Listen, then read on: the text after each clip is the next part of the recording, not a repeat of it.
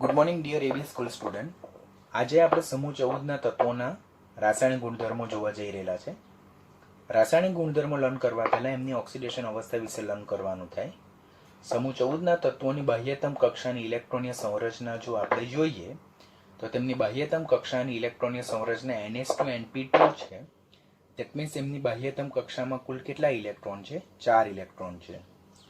હવે બાહ્યતમ કક્ષામાં 4 ઇલેક્ટ્રોન છે માટે અષ્ટક પૂર્ણ કરવા માટે ઓર નજીકના નિષ્ક્રિય વાયુ જેવી સ્થાયી ઇલેક્ટ્રોનીય સંરચના પ્રાપ્ત કરવા માટે તે લોકોની ટેન્ડન્સી બે હોઈ શકે.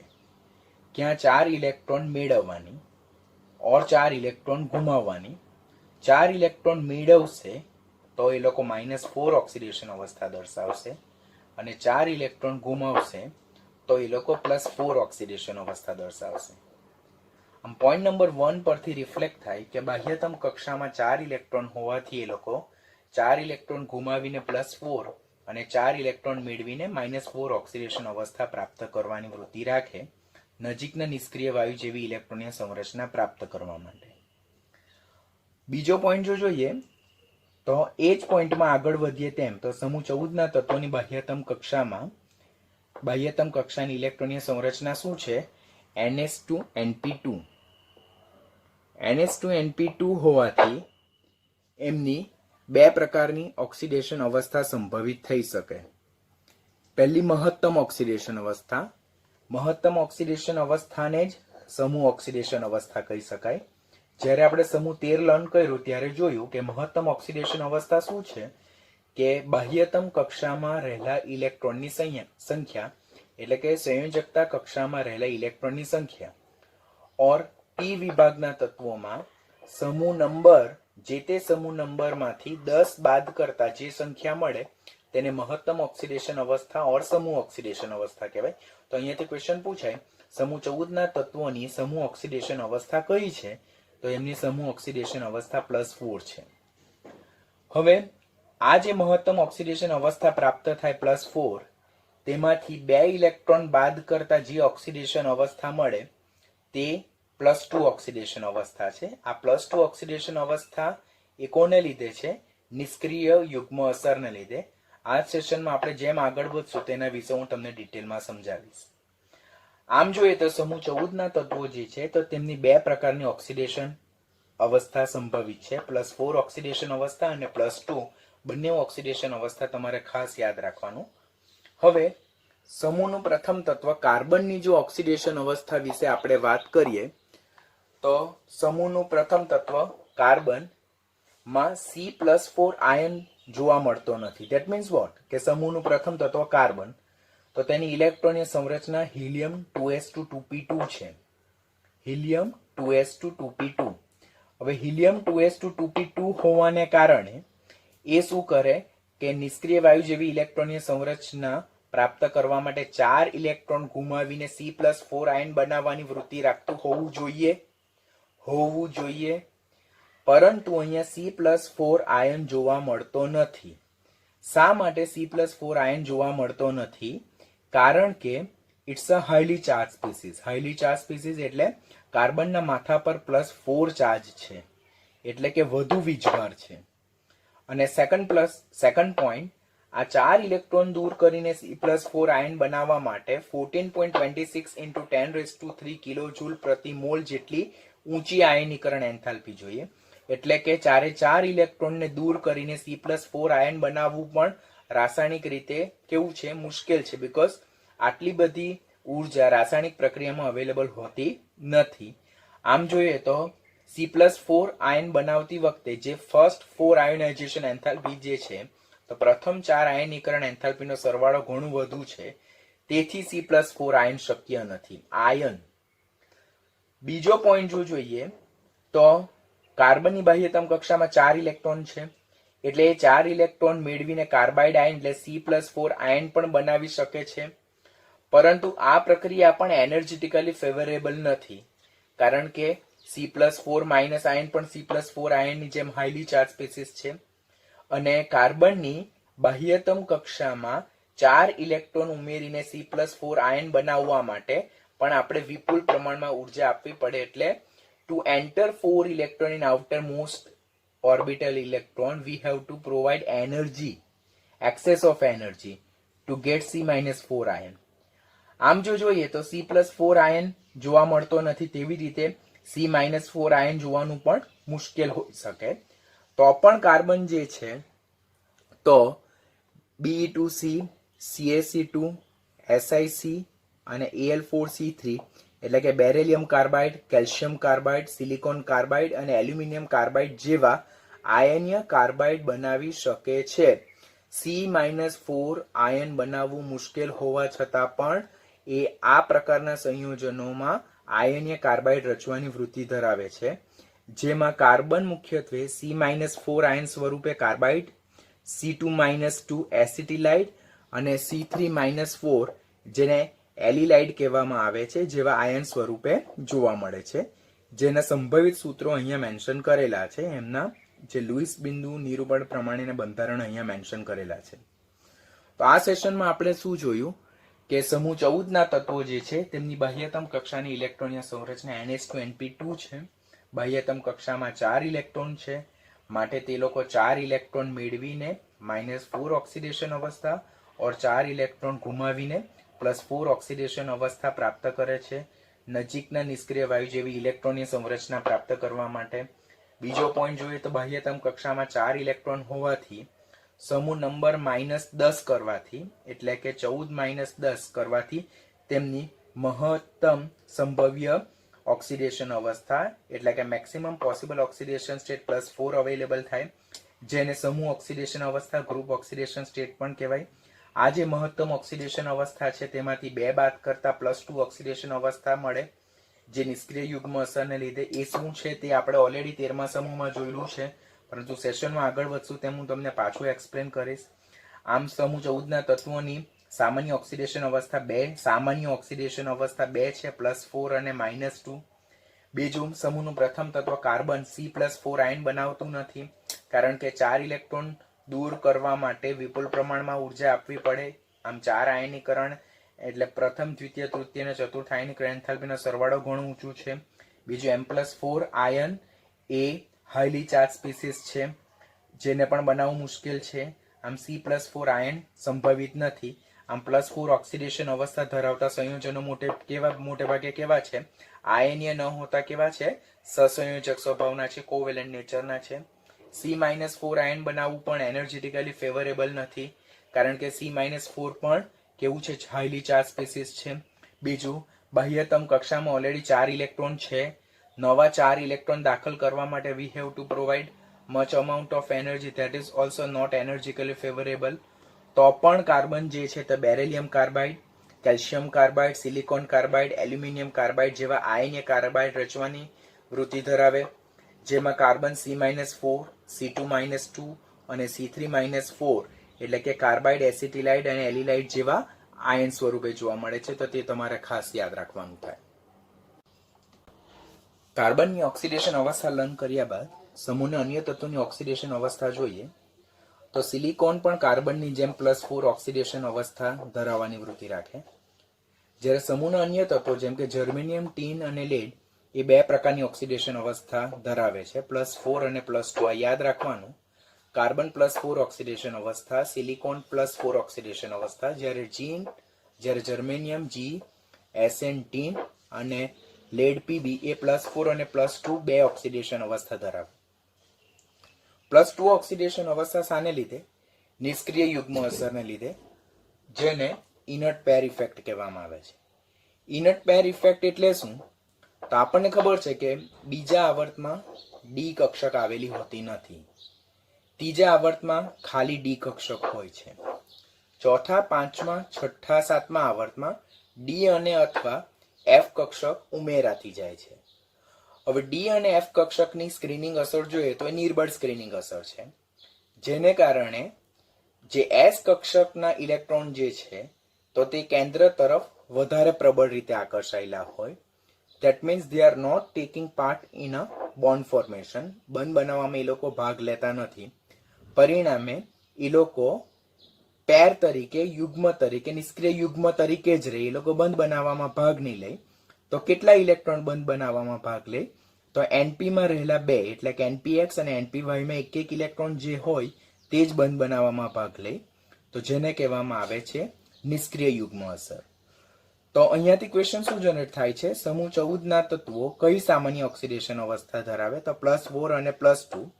+4 સમૂહ 14 નું કયું તત્વ +4 જ ધરાવતા સંયોજનો રચે, તો કાર્બન અને સિલિકોન. તેમાં સિલિકોન મોસ્ટ પ્રોબેબલ +4, સમટાઈમ્સ +2 જે રેર હોય, જેમ કે સિલિકોન ઓક્સાઇડ SiO જે છે તેમાં સિલિકોનનો +2 ચાર્જ +2 ઓક્સિડેશન સ્ટેટ હોઈ શકે.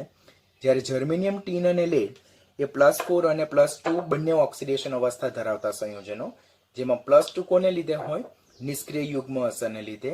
આ ઇનટ પેર ઇફેક્ટ ખાસ ધ્યાનથી લર્ન કરજો. ઓલરેડી આપણે અગાડીના ચેપ્ટરમાં લર્ન કર્યું છે.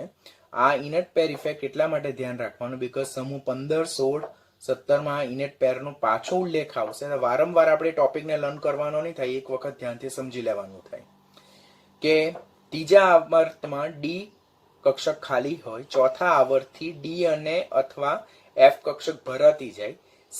સ્ક્રીનિંગ અસર જો જોઈએ, જેને શિલ્ડિંગ ઇફેક્ટ પણ કહેવાય, તો S is greater than P is greater than D is greater than F, એટલે ડી અને એફ કક્ષકની નિર્બળ સ્ક્રીનિંગ અસરને કારણે જે S કક્ષકના ઇલેક્ટ્રોન છે તે કેન્દ્ર તરફ પ્રબળ રીતે આકર્ષાયેલા હોય અને તે લોકો બંધ બનાવવામાં ભાગ લેતા નથી.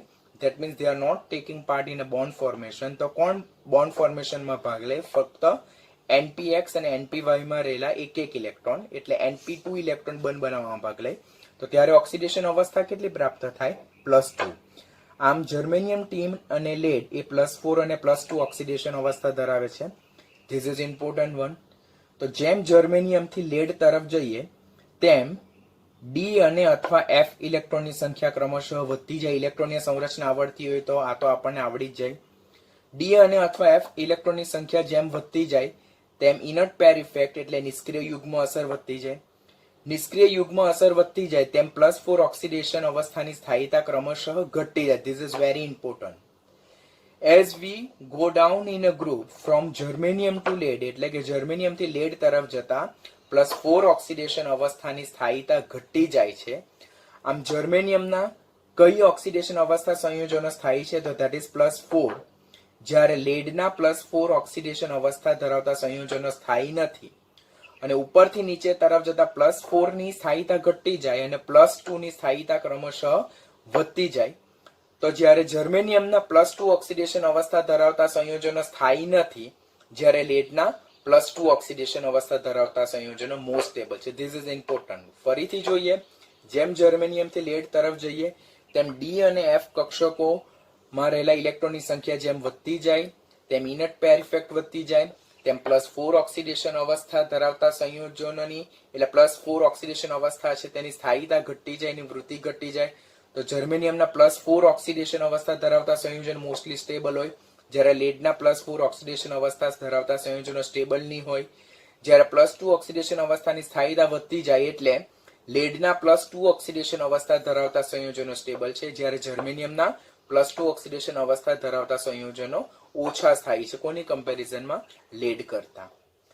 આમ જે સમૂહ 14 ના તત્વો જે છે તો +4 ઓક્સિડેશન અવસ્થામાં તેઓ ઓક્સિડેશન કરતા તરીકે વર્તે. ઓક્સિડેશન કરતા તરીકે વર્તે એટલે they are having tendency to reduce itself. એ લોકો પોતે રિડક્શન પામવાની વૃત્તિ ધરાવે. કેમ, તો +4 ઓક્સિડેશન અવસ્થા એ મહત્તમ ઓક્સિડેશન અવસ્થા છે. હવે એનાથી વધારે તો એ લોકો ઇલેક્ટ્રોન ગુમાવી શકવા નથી. તો એ કેસમાં એ લોકો 2 ઇલેક્ટ્રોન મેળવીને M+2 ઓક્સિડેશન અવસ્થા પ્રાપ્ત કરવાની વૃત્તિ રાખે. હવે અહીંયા 2 ઇલેક્ટ્રોન ઉમેરાય છે એટલે રિડક્શન પામેલું કહેવાય. તો રિડક્શન પામે એટલે કયા કરતા, તો ઓક્સિડેશન કરતા. તો અહીંયાથી ક્વેશ્ચન પૂછાય, કોર્નર ક્વેશ્ચન, સમૂહ 14 ના તત્વો કઈ ઓક્સિડેશન સ્થિતિમાં રિડક્શન કરતા સ્વભાવ ઓર ઓક્સિડેશન કરતા સ્વભાવ ધરાવે, તો +4 ઓક્સિડેશન અવસ્થા છે જે મહત્તમ ઓક્સિડેશન અવસ્થા છે, એનાથી વધારે એ લોકો ઇલેક્ટ્રોન ગુમાવી શકવાના નથી. તો હવે +4 ઓક્સિડેશન સ્ટેટમાં એ લોકો ફર્ધર ઓક્સિડેશન પામી શકવાના નથી. તો એ સ્ટેટમાં એ લોકો શું કરી શકે, તો they are having tendency to reduce itself. તો એ કેસમાં એ લોકો રિડક્શન પામવાની વૃત્તિ રાખશે. રિડક્શન પામવું એટલે એ લોકો ઓક્સિડેશન કરતા તરીકે વર્તશે અને એ લોકો રિડક્શન પામશે અને M+2 માં રૂપાંતર પામે. જ્યારે +2 ઓક્સિડેશન અવસ્થામાં they are having tendency to act like a reducing agent. એટલે +2 ઓક્સિડેશન અવસ્થામાં તે લોકો રિડક્શન કરતા તરીકે વર્તે. કેમ રિડક્શન કરતા?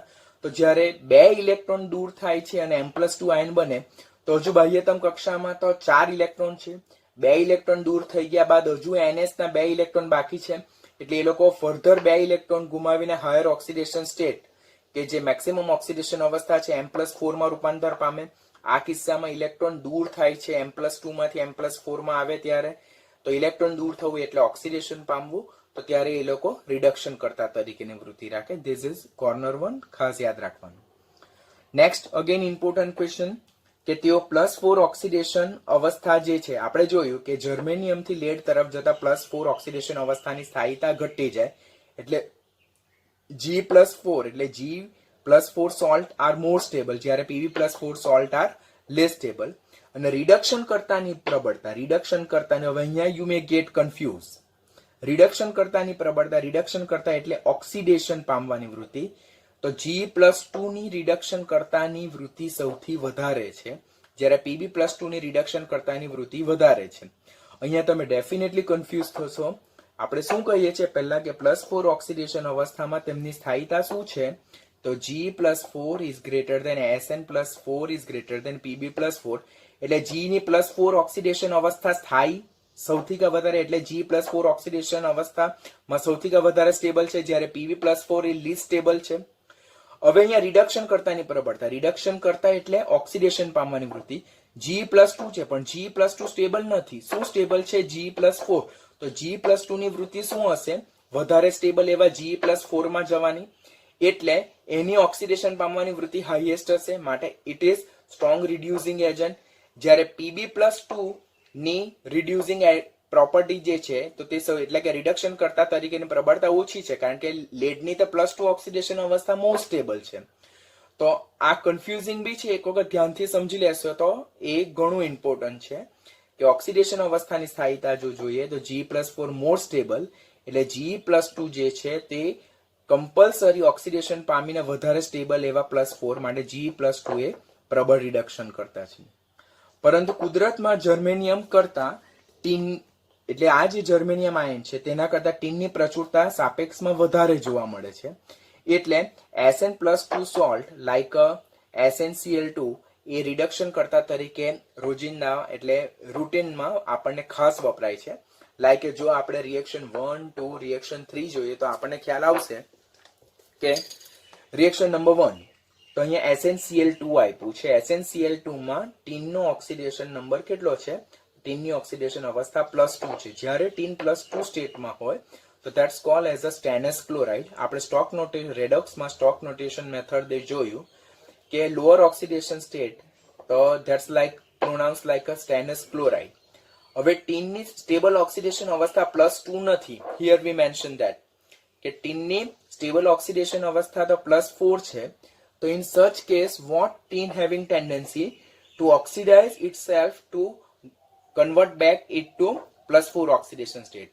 એટલે જ્યારે ટીન +2 ઓક્સિડેશન સ્ટેટમાં છે તો ત્યારે તે +2 ઓક્સિડેશન અવસ્થા એ સ્થાયી ઓક્સિડેશન અવસ્થા નથી, તો ત્યારે એ કેસમાં એ ઓક્સિડેશન પામીને વધુ સ્થાયી એવી +4 ઓક્સિડેશન અવસ્થામાં રૂપાંતર પામે, એટલે કે એ સ્ટેનસ ક્લોરાઇડમાંથી સ્ટેનિક ક્લોરાઇડમાં રૂપાંતર પામે, જે એની મોસ્ટ સ્ટેબલ ઓક્સિડેશન સ્ટેટ છે. હવે આ કેસમાં જ્યારે એની સાથે મર્ક્યુરિક ક્લોરાઇડ છે, મર્ક્યુરિક જો અહીંયા Hg નો ઓક્સિડેશન નંબર +2 છે, તો ત્યારે મર્ક્યુરિક ક્લોરાઇડ સાથે જ્યારે પ્રક્રિયા કરતું હોય તો જ્યારે ટીન એ સ્ટેનસમાંથી સ્ટેનિકમાં ઓક્સિડેશન પામતું હોય તો ડેફિનેટલી એ મર્ક્યુરિકનું મર્ક્યુરસ ક્લોરાઇડમાં રિડક્શન કરશે. માટે આ કેસમાં જે સ્ટેનસ ક્લોરાઇડ છે તે રિડક્શન કરતા તરીકે અને મર્ક્યુરિક ક્લોરાઇડ જે છે તે ઓક્સિડેશન કરતા તરીકે બિહેવ કરશે. ખાસ ધ્યાનથી લર્ન કરજો, કોન્ટ્રાવર્શિયલ ક્વેશ્ચન જનરેટ થશે અહીંયાથી. સેમ રિએક્શન અહીંયા જોઈએ તો સ્ટેનસનું સ્ટેનિકમાં ઓક્સિડેશન થાય છે અને મર્ક્યુરિકનું મર્ક્યુરસમાં રિડક્શન થાય છે. માટે અહીંયા જે સ્ટેનસ આયન જે છે તો તે રિડક્શન કરતા તરીકે વર્તે અને મર્ક્યુરિક આયન જે છે તે ઓક્સિડેશન કરતા તરીકે વર્તે. સેમ બીજું રિએક્શન જોઈએ તો આ જ જે સ્ટેનસ ક્લોરાઇડ છે જે લીસ્ટ સ્ટેબલ છે તે સ્ટેનિક ક્લોરાઇડમાં ઓક્સિડેશન પામશે અને રિડક્શન કરતા તરીકે વર્તે. એની સાથે જો પાછો મર્ક્યુરસ ક્લોરાઇડ હોય તો ત્યારે મર્ક્યુરિયસ ક્લોરાઇડ ઉપરના રિએક્શનમાં આપણે મર્ક્યુરિક જોયું, એટલે મર્ક્યુરીની બે ઓક્સિડેશન અવસ્થા +1 અને +2. શા માટે? તો એ આપણે ડી અને એફ વિભાગમાં આગળ લર્ન કરવાના છે. તો જ્યારે સ્ટેનસ સાથે મર્ક્યુરિક છે તો મર્ક્યુરિકનું રૂપાંતર મર્ક્યુરસમાં થશે, પરંતુ જ્યારે સ્ટેનસ સાથે મર્ક્યુરસ છે તો મર્ક્યુરસમાંથી રિડક્શન પામીને શેમાં રૂપાંતર પામશે? ગ્રે મર્ક્યુરીમાં. એટલે મર્ક્યુરીને એના મેટાલિક ફોર્મમાં એ રિડક્શન કરશે. Same reaction also mention here કે stannous is oxidize to stannic, more stable, less stable to more stable. જ્યારે mercurous is reduced to what? Metallic mercury. અહીંયા 2 મૂકવાનું થાય. તો આ રીતે આપણે રિએક્શનને બેલેન્સ કરી શકીએ. ત્રીજું રિએક્શન જોઈએ તો સ્ટેનસ ક્લોરાઇડની પ્રક્રિયા આયોડિન સાથે. તો સ્ટેનસમાં SN ની +2 ઓક્સિડેશન અવસ્થા છે. એ +2 ઓક્સિડેશન અવસ્થા લેસ સ્ટેબલ છે, તે વધુ સ્ટેબલ એવી સ્ટેનિક ક્લોરાઇડમાં રૂપાંતર પામે, અને આયોડિનનું રૂપાંતર એ આયોડાઇડમાં થાય, એટલે iodine is reduce to iodide ion. એવી જ રીતે FeCl3 જે છે, એટલે કે સ્ટેનસ ક્લોરાઇડ જ્યારે ફેરિક ક્લોરાઇડ સાથે હોય તો સ્ટેનસનું રૂપાંતર સ્ટેનિકમાં થાય અને ફેરિકનું રૂપાંતર ફેરસમાં થાય. ફેરિકમાં Fe નો ઓક્સિડેશન આંક +3 અને ફેરસમાં Fe નો ઓક્સિડેશન આંક +2. તો અહીંયાથી કયા પ્રકારના ક્વેશ્ચન પૂછાય? તો આ રીતે ક્વેશ્ચન પૂછાય કે જ્યારે એક ટેસ્ટ ટ્યુબમાં ફેરિક ક્લોરાઇડનું દ્રાવણ લેવામાં આવે છે અને અંદર સ્ટેનસ ક્લોરાઇડનું દ્રાવણ લેવામાં આવે તો પ્રક્રિયા આપમેળે થશે કે નહીં? પહેલો એ ક્વેશ્ચન પૂછાઈ શકે. એ રેડોક્સ પ્રક્રિયાનું ઉદાહરણ છે કે નહીં? તે બીજો ક્વેશ્ચન પૂછાઈ શકે. ત્રીજો ક્વેશ્ચન એમ પૂછાઈ શકે કોનું રૂપાંતર શેમાં થાય, એટલે કોનું રિડક્શન થશે, કોનું ઓક્સિડેશન થશે, કયો ઓક્સિડેશન કરતા હશે અને કયો રિડક્શન કરતા હશે.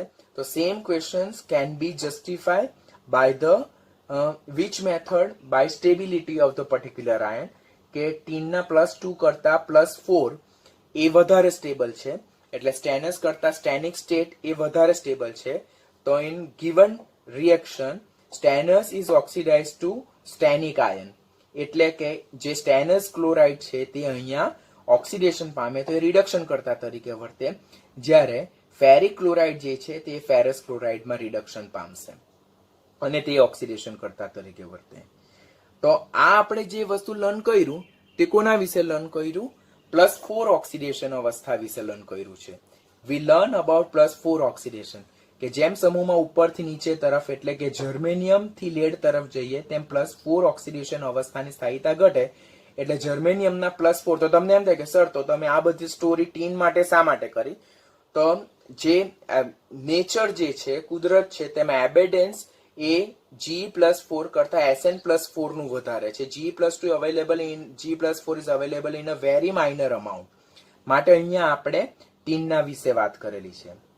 જ્યારે +2 ઓક્સિડેશન અવસ્થાના વિશે વાત કરીએ તો હવે વિચારો કે જર્મેનિયમ, ટીન અને લેડમાં કોની ઓક્સિડેશન અવસ્થા +2 માં મોસ્ટ સ્ટેબલ હશે? તો definitely what will be the answer? એટલે ક્વેશ્ચન પૂછાય કે સમૂહ 14 માં 4 તત્વો આપેલા છે, લાઈક સિલિકોન હશે, Ge હશે, SN હશે અને Pb હશે. તો ક્વેશ્ચન પૂછવામાં આવે કે નીચેનામાંથી સમૂહ 14 નું કયું તત્વ +2 ઓક્સિડેશન સ્ટેટમાં મોસ્ટ સ્ટેબલ છે? તો what will be the answer? કે જેમ જર્મેનિયમ થી આપણે લેડ તરફ જઈએ તેમ ડી અને એફ કક્ષકના ઇલેક્ટ્રોનની સંખ્યા વધતી જાય, ઇનટ પેર ઇફેક્ટ નું ડોમિનન્ટ પાવર વધતું જાય, તેમ +4 ઓક્સિડેશન અવસ્થાની સ્થાયીતા ઘટતી જાય અને +2 ઓક્સિડેશન અવસ્થા છે તેની વૃત્તિ ક્રમશઃ વધતી જાય. માટે સમૂહનું છેલ્લું તત્વ Pb જે છે તો તે +4 નહીં પરંતુ +2 ઓક્સિડેશન અવસ્થામાં મોસ્ટ સ્ટેબલ હશે, લાઈક થેલિયમ ઇન ગ્રુપ 13. આપણે જોયેલું ગ્રુપ 13 માં બોરોન, એલ્યુમિનિયમ, ગેલિયમ, ઇન્ડિયમ અને થેલિયમ. તો થેલિયમના +3 ઓક્સિડેશન અવસ્થા સંયોજનો સ્થાયી નથી, +1 ઓક્સિડેશન અવસ્થા ધરાવતા સંયોજનો સ્થાયી છે. તેવી જ રીતે સમૂહ 14 માં +4 લેડ માટે +4 ઓક્સિડેશન અવસ્થા સંયોજન નહીં પરંતુ +2 ઓક્સિડેશન અવસ્થા ધરાવતા સંયોજનો સ્થાયી છે. રેડોક્સ અને પીરિયોડિસિટી ચેપ્ટર જ્યારે લર્ન કરેલ તેમાં એક્સરસાઇઝમાં નીટના એક્ઝામ્પલરમાં આ પોઈન્ટ આપણે લર્ન કરેલો છે, આને ખાસ મહત્વ આપવાનું રહે. તો આમ +2 ઓક્સિડેશન અવસ્થાની સ્થાયીતા વિશે જોઈએ તો G ના +2 ઓક્સિડેશન અવસ્થા ધરાવતા સંયોજનો સૌથી ઓછા થાય, જ્યારે લેડના +2 ઓક્સિડેશન અવસ્થા ધરાવતા સંયોજનો સૌથી વધારે સ્થાયી હશે. આમ જો ઓક્સિડેશન કરતાની પ્રબળતા જોઈએ, again confusing and twist question, કે જો ઓક્સિડેશન કર્તાની પ્રબળતા હોય, ઓક્સિડેશન કર્તા એટલે કે રિડક્શન પામવાની સાપેક્ષ વૃત્તિ, તો ત્યારે કોની સાપેક્ષ વૃત્તિ વધારે હશે, G+4 ની કે Pb+4 ની? તો ડેફિનેટલી Pb+4 ની. શા માટે? કારણ કે લેડની તો +2 ઓક્સિડેશન અવસ્થા થાય છે, અહીંયા તો +4 આપેલું છે, તો લેડ +4 માંથી +2 માં રિડક્શન પામવાની પ્રબળ વૃત્તિ રાખે, માટે Pb+4 is most powerful oxidising agent among this three. બીજા બધાની સાપેક્ષમાં નહીં, આ ત્રણ સાપેક્ષમાં કે G+4, Sn+4 અને Pb+4 માં which one is strong oxidizing agent? તો that's a Pb+4. શા માટે? તો લેડની કઈ ઓક્સિડેશન અવસ્થા વધારે થાય છે? તો +2. શા માટે? નિષ્ક્રિય યુગ્મ અસરને કારણે સમૂહનું છેલ્લું તત્વ. એટલે લેડ +4 માંથી +2 માં રિડક્શન પામવાની વૃત્તિ રાખે, રિડક્શન પામવું માટે એ પ્રબળ ઓક્સિડેશન કરતા તરીકે વર્તે, જેના માટેનું એપ્રોપ્રિએટ રિએક્શન નીચે આપેલ છે, ખાસ ધ્યાનથી રીડ કરવાનું. અહીંયા બધી જ બુકમાં સેમ રિએક્શન મેન્શન કરેલું છે કે ઇથિલિન ગ્લાયકોલ સાથે જ્યારે લેડ ટેટ્રાએસિટેટ એટલે જેમાં લેડની ઓક્સિડેશન અવસ્થા કઈ છે? +4 છે, અને તેને જ્યારે હીટ કરવામાં આવે એટલે કે લીડ ટેટ્રાએસિટેટને ઇથિલિન ગ્લાયકોલ સાથે હીટ કરવામાં આવે તો અહીંયા લીડની કઈ ઓક્સિડેશન અવસ્થા છે? +4 ઓક્સિડેશન અવસ્થા, જે લેસ સ્ટેબલ છે. તો તેનું રૂપાંતર શેમાં થશે? ઇથિલિન ગ્લાયકોલનું રૂપાંતર ફોર્માલ્ડિહાઇડમાં અને એસિટિક એસિડમાં થશે, અને જે લેડ ટેટ્રાએસિટેટ જે છે તેનું રૂપાંતર રિડક્શન શેમાં થશે? લેડ ડાયએસિટેટમાં થશે. શા માટે? +4 માંથી +2, બીકોઝ લેડની +2 ઓક્સિડેશન અવસ્થા ધરાવતા સંયોજનો વધુ થાય છે. આમ લેડ ટેટ્રાએસિટેટ એ લેડ ડાયએસિટેટમાં Pb+4 માંથી Pb+2 માં રિડક્શન પામશે, માટે અહીંયા લેડ ટેટ્રાએસિટેટ એ રિડક્શન પામતું હોવાથી એ અહીંયા ઓક્સિડેશન કરતા તરીકે વર્તે, જ્યારે ઇથિલિન ગ્લાયકોલ એ અહીંયા ઇથિલિન ગ્લાયકોલનું આપેલ પ્રક્રિયા દરમિયાન ઓક્સિડેશન થાય છે, માટે એ રિડક્શન કરતા તરીકે વર્તે છે. આ રિએક્શન આપણે ત્યારે જ જસ્ટિફાય કરી શકીએ જ્યારે આપણને લેડ ની +2 અને +4 ઓક્સિડેશન અવસ્થા વિશેનો કન્સેપ્ટ ક્લિયર હોય. લેડ 14મા સમૂહનું છેલ્લું તત્વ છે, નિષ્ક્રિય યુગ્મ અસરને કારણે એની +2 ઓક્સિડેશન અવસ્થા વધુ સ્થાયી છે +4 ઓક્સિડેશન અવસ્થા કરતા, માટે લેડ જ્યારે +4 ઓક્સિડેશન સ્ટેટમાં હોય પ્રક્રિયા દરમિયાન તો definitely it is having strong tendency to reduce itself from +4 to +2 oxidation state, and it will act like a strong oxidizing agent. આમ લેડની કઈ ઓક્સિડેશન અવસ્થા વધારે સ્ટેબલ છે? તો લેડની +4 ઓક્સિડેશન કરતા +2 ઓક્સિડેશન અવસ્થા વધારે સ્ટેબલ છે. આમ લેડ ડાયોક્સાઇડની જ્યારે હાઇડ્રોક્લોરિક એસિડ સાથે પ્રક્રિયા થાય તો લેડ ડાયોક્સાઇડ એ +4 માંથી +2 ઓક્સિડેશન અવસ્થામાં રિડક્શન પામે અને પોતે ઓક્સિડેશન કરતા તરીકે વર્તે, જ્યારે હાઇડ્રોક્લોરિક એસિડમાં રહેલા ક્લોરીનનો ઓક્સિડેશન આંક -1 માંથી 0 માં ઓક્સિડેશન પામે છે, માટે HCl એ અહીંયા રિડક્શન કરતા તરીકે વર્તે, બીકોઝ HCl નું અહીંયા શું થાય છે? ઓક્સિડેશન થાય છે અને Cl2 વાયુ છૂટો પડે છે. એવી જ રીતે લેડ ડાયોક્સાઇડની જ્યારે ક્રોમિયમ હાઇડ્રોક્સાઇડ સાથે પ્રક્રિયા થાય આલ્કોહોલિક કન્ડિશનમાં, આલ્કોહોલિક KOH ની કન્ડિશનમાં, તો લેડનું +4 માંથી +2 ઓક્સિડેશન સ્ટેટમાં રિડક્શન થાય, એટલે લેડ ડાયોક્સાઇડ એ રિડક્શન પામે, ઓક્સિડેશન કરતા તરીકે વર્તે, જ્યારે ક્રોમિયમ હાઇડ્રોક્સાઇડ જે છે તો તે K2CrO4 પોટેશિયમ ક્રોમેટ ડાયપોટેશિયમ ક્રોમેટ એટલે કે +3 માંથી +6 માં એનું શું થાય છે? ઓક્સિડેશન થાય છે અને પોતે રિડક્શન કરતા તરીકે વર્તે છે. હવે આ બધા ક્વેશ્ચન આપણને જોતા ડિફિકલ્ટ લાગે. ક્યારે ડિફિકલ્ટ લાગે? કે when the concept of stable oxidation state of lead +4 +2 which one more stable, which one less stable, why, A concept આપણા માઇન્ડમાં ક્લિયર નહીં હોય તો હાયર કોમ્પિટિટિવ એક્ઝામ માટે આપણે આ ક્વેશ્ચનને જસ્ટિફાય કરી શકતા નથી.